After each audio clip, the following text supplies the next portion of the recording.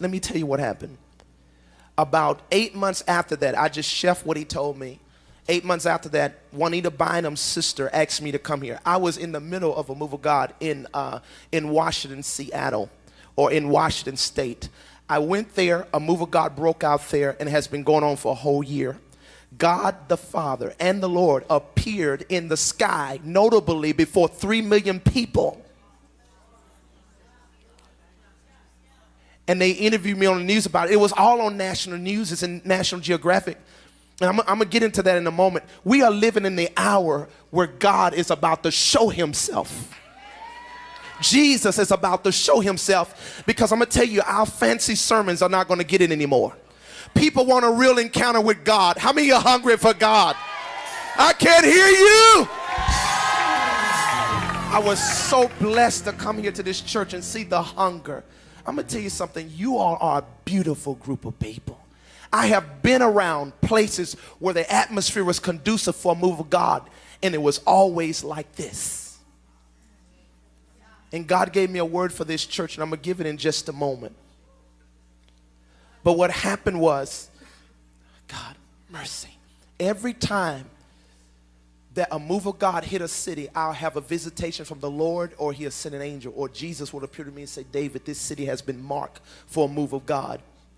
And when I went to Seattle, I had a dream in my sleep, and I saw a dream of me going to this small place, and thousands were coming from everywhere.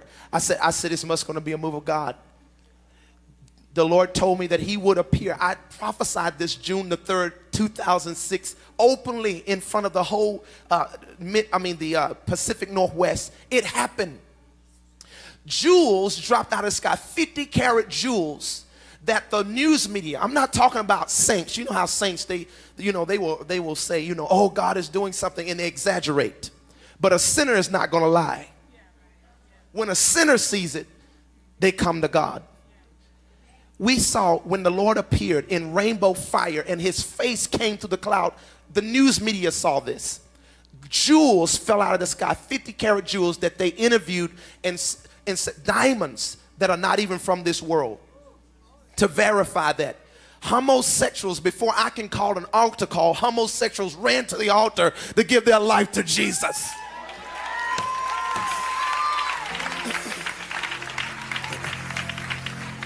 The top mob boss of New York, who funded Buzzy Siegel to start the Las Vegas casinos, his family started to get saved.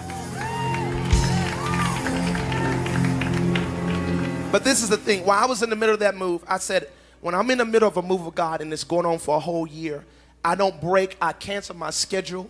We have a worldwide ministry, but I don't care about none of that. Wherever God is, I stay there. I don't leave. Because you can't cut a move of God. See, this is what's wrong in the church in America. They want to start a move, and then they want God to come on their terms, and God don't come on your terms. You got to cancel your schedule when God comes down from heaven. I can sense I'm in the midst of a group of people like that.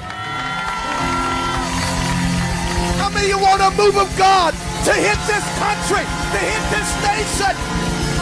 We are about to experience a revolution.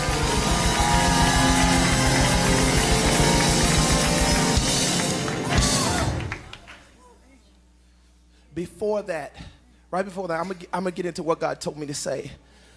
He's telling me before that, a friend of mine, we went to El Salvador to do a crusade.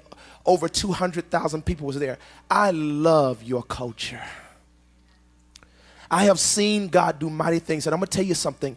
In Latin America, there is a special visitation in Latin America.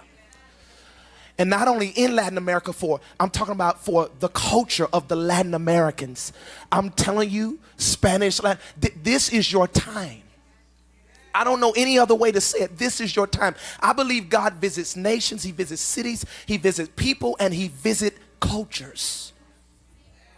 Are you hearing this here?